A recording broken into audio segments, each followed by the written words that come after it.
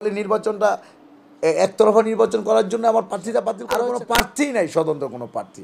নির্বাচনটা কিভাবে হবে? নির্বাচনমুখী এখন সাধারণ জনগণ। দর্শক, শেষ পর্যন্ত বিবিসি একটি প্রতিবেদন করেছে শেখ হাসিনাকে নিয়ে এবং হেডলাইন করেছে যে Bangladesh the election has turn into one women show. মানে এই ইলেকশনটা একজন মহিলার শো হতে যাচ্ছে, যে মানে ফলাফল আগে থেকে নির্ধারিত যে তিনি জিতবেন। নির্বাচনের পরে যেই মানে ইনফ্লেশনটা হবে, যেই দুর্ভিক্ষ ভাব হবে, এটা শেখ হাসিনার পক্ষে টিকিয়ে রাখা খুব মুশকিল হবে। আসসালামু আলাইকুম সুপ্রিয় দর্শক বন্ধুরা, আগামী ৭ জানুয়ারি নির্বাচনকে কেন্দ্র করে দেশ বিদেশে নানা আলোচনা এবং সমালোচনার পাহাড় জন্ম দিয়েছে এবং সেই সাথে এই নির্বাচনে বিএনপি অংশগ্রহণ না করাকে কেন্দ্র করে একতরফা নির্বাচন করে যাচ্ছে সরকার।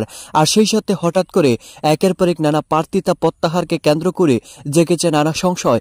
দর্শক বন্ধুরা, তবে কি শুধুমাত্র আওয়ামী লীগকে তারা একাই বিউট করে ফেলবে? অন্যদিকে এবার সেই সকল বিষয়গুলোকে কেন্দ্র করে কাজী হেমায়েতুদ্দিন মিশন বেশ কিছু গুরুত্বপূর্ণ তথ্য দিয়েছেন এবং তিনি তুলে ধরেছেন বাংলাদেশের এই গণতন্ত্রের বাধা একমাত্র হচ্ছে ভারত, আর এই ভারতই বাংলাদেশকে ধ্বংসের দিকে ঠেলে দিচ্ছে। দর্শক বন্ধুরা, অন্যদিকে এবার আমেরিকা থেকে যে সকল নিষেধাজ্ঞাগুলো আসতে চলেছে সেই সকল বিষয়গুলোকে কেন্দ্র করে বেশ কিছু গুরুত্বপূর্ণ তথ্য দিয়েছেন কাজী হেমায়েতুদ্দিন মিশন। তো দর্শক বন্ধুরা, চলুন আমরা সেই সকল বিষয়গুলো পরিপূর্ণ জেনে নেই। অবশ্যই ধৈর্য সহকারে পুরো ভিডিওটি দেখবেন, তাহলে এই সকল বিষয়গুলো পরিপূর্ণ বুঝতে পারবেন। দর্শক, শেষ পর্যন্ত বিবিসি একটি প্রতিবেদন করেছে শেখ হাসিনাকে নিয়ে এবং হেডলাইন করেছে যে Bangladesh the election has turn into one women show. মানে এই ইলেকশনটা একজন মহিলার শো হতে যাচ্ছে, যে মানে ফলাফল আগে থেকে নির্ধারিত যে তিনি জিতবেন। মানে এই ইলেকশনের আগেই পুরো ফলাফল নির্ধারিত হয়ে গিয়েছে এবং অলমোস্ট মানে প্রত্যেকটা আসনে কে জিতবেন সেটা অলমোস্ট 90% নির্ধারিত হয়ে গিয়েছে। কিছু কিছু জায়গায় স্বতন্ত্র আসন শক্তিশালী, ওইসব জায়গায় হয়তো বা যদি প্রশাসনের সহযোগিতা না পায় তাহলে হয়তো স্বতন্ত্র জিতে আসতে পারে। তো স্বতন্ত্র তো আওয়ামী লীগেরই, ডামি আওয়ামী লীগের, বিদ্রোহী আওয়ামী লীগের। সুতরাং এই জন্য বিবিসি বলেছে যে এটা একটা ওয়ান ওমেন শো।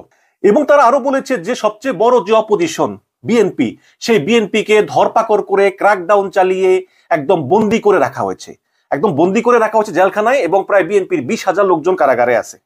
তো তারা এই বাংলাদেশের যে বর্তমান পরিস্থিতি, এই পরিস্থিতি বোঝানোর জন্য তারা বিএনপি নেতা মঈন খানের একটা সাক্ষাৎকার নিয়েছেন এবং আওয়ামী লীগের নেতা আনিসুল হকের সাক্ষাৎকার নিয়েছেন। তো দুই দলের নেতাই তাদের দলের পক্ষে পক্ষে বলেছেন। এখন দর্শক, মানে বিবিসি যেটা বোঝাতে চায় আর কি, সেটা হচ্ছে যে বাংলাদেশে এই গণতন্ত্রের পথে সবচেয়ে বড় বাধা হচ্ছে ভারত। কারণ ভারত কোনোভাবেই চায় না বাংলাদেশে গণতন্ত্র প্রতিষ্ঠিত হোক। ভারত কোনোভাবেই চায় না পশ্চিমারা এমন পদক্ষেপ নিক যেই পদক্ষেপ শেখ হাসিনাকে ক্ষমতা থেকে সরিয়ে দিতে পারে। এখন বিবিসি কিছু কথা বলেছে, সেটা হচ্ছে যে বাংলাদেশ হচ্ছে world second largest garments exporter after China. Last year it shipped more than 45 billion worth for ready to wear garments mostly to the Europe and US. গত বছরে $45 বিলিয়ন পেয়েছে তারা, যার বেশিরভাগই তারা রপ্তানি করেছে ইউরোপ এবং আমেরিকায়। সুতরাং এখানে তারা বলতেছে যে ভারত যতই মানে শেখ হাসিনাকে টিকিয়ে রাখার চেষ্টা করুক না কেন, তারা বলেছে যে এলিফ্যান্ট ইন দ্য রুম, সেটা হচ্ছে ইন্ডিয়া। এখন ইন্ডিয়া আবার চায়নাও আমরা দেখতেছি, চায়না কিন্তু এর আগে কোনো দেশ নিয়ে নাক গলায়নি, ইদানিং নাক গলানো শুরু করেছে এবং তারা স্ট্রংলি শেখ হাসিনাকে ব্যাকআপ করতেছে। যদিও চায়না ইন্ডিয়া শত্রু, বাট শেখ হাসিনার ক্ষেত্রে এক। এখন বিবিসি বলতেছে যে বাংলাদেশের সবচেয়ে বড় আয়ের উৎস হচ্ছে এই রপ্তানি, $45 বিলিয়ন। এখন যদি এটা বাধাগ্রস্ত হয় এবং সেরকম কিছু ইঙ্গিত পাওয়া যাচ্ছে, ইউরোপিয়ান ইউনিয়ন, আমেরিকা তারা হয়তো বা নির্বাচনের পরে স্যাংশন দিতে পারে।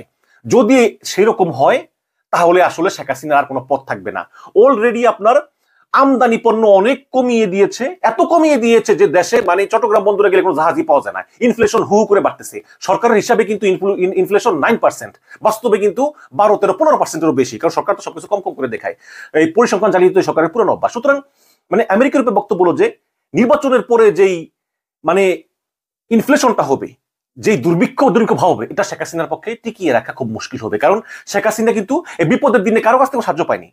এই রাশিয়া, ইন্ডিয়া, চায়না তারা কেউই শেখ হাসিনাকে নতুন ঋণের প্রতিশ্রুতি দেয়নি। শেখ হাসিনা মনে করেছে যে IMF থেকে ঋণ পাওয়ার পরে হয়তো ইন্ডিয়া, চায়না, রাশিয়া শেখ হাসিনাকে নতুন ঋণ দিবে, কিন্তু তারা ঋণ দিচ্ছে যেগুলো আগের দেওয়া, সেগুলোর কিস্তিগুলো দিচ্ছে, কিন্তু নতুন কোনো ঋণ দিচ্ছে না। তার মানে ইন্ডিয়া, চায়না, রাশিয়া থেকে শেখ হাসিনা কোনো টাকা পয়সা সাহায্য পাবে না। বাকি তাকে IMF, বিশ্ব ব্যাংক, ADB, জাইকা ওদের কাছ থেকে পাচ্ছে। এগুলো সবই কিন্তু পশ্চিমা নির্ভর। তার মানে পশ্চিমারা কিন্তু এখনো শেখ হাসিনাকে পুরোপুরি লাল কার্ড দেখায়নি। তো শেখ হাসিনাও একটু ধারণা করতেছেন, কারণ তিনি বলতেছেন যে মার্চে দুর্ভিক্ষ আসবে এবং সেই দুর্ভিক্ষের জন্য বিএনপি যেমন দায়ী। সুতরাং শেখ হাসিনাও কিন্তু মানে মনে করতেছেন যে হ্যাঁ একটা দুর্ভিক্ষ তো আসতে পারে বা ঝামেলা আসতে পারে, কিন্তু তিনি যে কোনো মূল্যেই, ক্ষমতা যেহেতু তার আছে, ক্ষমতার লোভ আছে, যে কোনো মূল্যে তিনি নির্বাচনটা করে ফেলতে চান।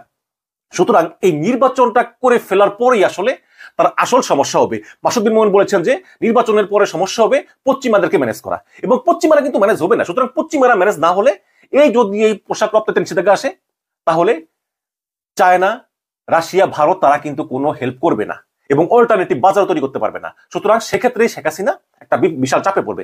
এবং অবস্থা দৃষ্টিতে মনে হচ্ছে যে বিএনপি আপাতত, মানে বিএনপি তো অনেক বড় দল, অনেক জনসমর্থন, কিন্তু আপাতত সরকারের এই বিশাল অস্ত্রের মুখে ফাইট করার মতো ক্ষমতা তাদের নাই, আসলে থাকেও না।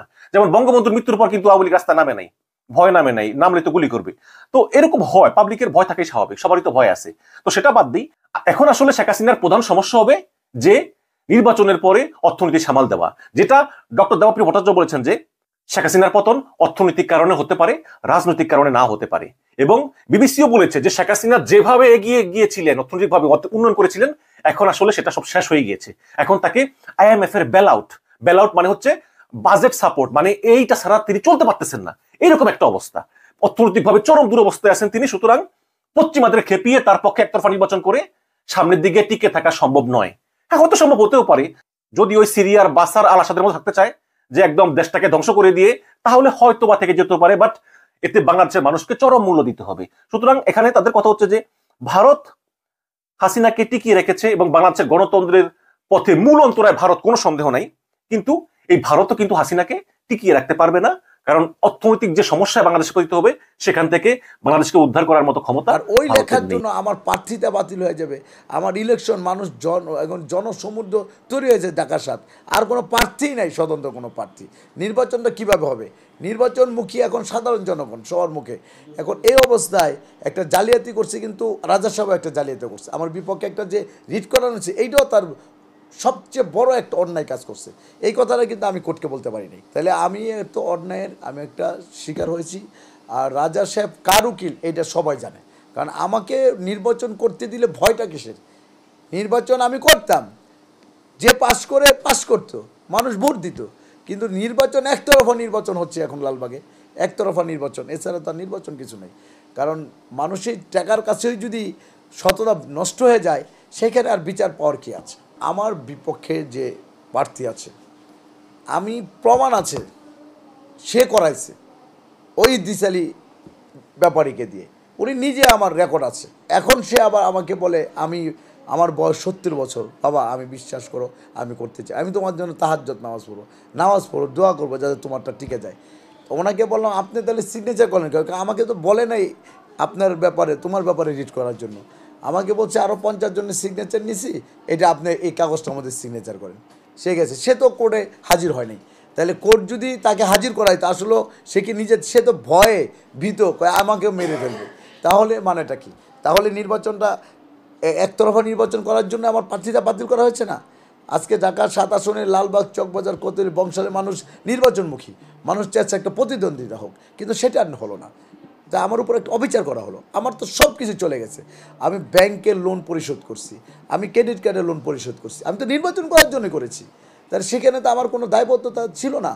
তাহলে এত কিছু প্রতীক বরাদ্দ দিল, আমাকে সব কিছু দিল, আমি মিটিং করলাম, সব কিছু মিটিং করলাম, আমি আপনার পুলিং এজেন্ট মিটিংয়ে আমার লোকজন গেল, আমি প্রার্থীদের মিটিংয়ে মত বিনিময় সবাই ছিলাম, আমি প্রত্যেকটা ঘরে ঘরে আমার পাঠিয়ে দিয়েছি, স্লিপ পাঠিয়ে দিয়েছি, আমার অনলাইনে আমার প্রতীক বরাদ্দ আছে। তাহলে এই মুহূর্তে যদি আমাকে প্রার্থীতা। তো দর্শক বন্ধুরা, আপনারা হয়তো পুরো ভিডিওটি দেখে এবং এই সকল কথাবার্তাগুলো শুনে অবশ্যই বুঝতে পেরেছেন, অবশেষে আগামী 7 জানুয়ারি নির্বাচনকে কেন্দ্র করে দেশে বিদেশে নানা আলোচনা এবং সমালোচনার পাহাড় জন্ম দিয়েছে, এবং সে সাথে এই নির্বাচনে বিএনপি অংশগ্রহণ না করার কারণে দেশ বিদেশে নানা আলোচনার জন্ম দিয়েছে। তো দর্শক বন্ধুরা, যদিও শেষ পর্যন্ত জাতীয় পার্টি ছিল, কিন্তু জাতীয় পার্টির প্রার্থীরাও একে একে নির্বাচন থেকে তাদের নাম প্রত্যাহার করে নেওয়াকে কেন্দ্র করে জেগেছে নানা সংশয়। তো দর্শক বন্ধুরা, আপনারা কাজী হেমায়েতুদ্দিন মিশনের এই সকল কথাগুলো শুনে আপনারা কি বুঝতে পেরেছেন? তবে কি শেষ পর্যন্ত নির্বাচন বন্ধ করতে বাধ্য হবে সরকার? তো দর্শক বন্ধুরা, এই বিষয়ে আপনাদেরকে মতামত অবশ্যই কমেন্ট করে জানিয়ে দিবেন। তো দর্শক বন্ধুরা, ভালো থাকুন, সুস্থ থাকুন, আল্লাহ।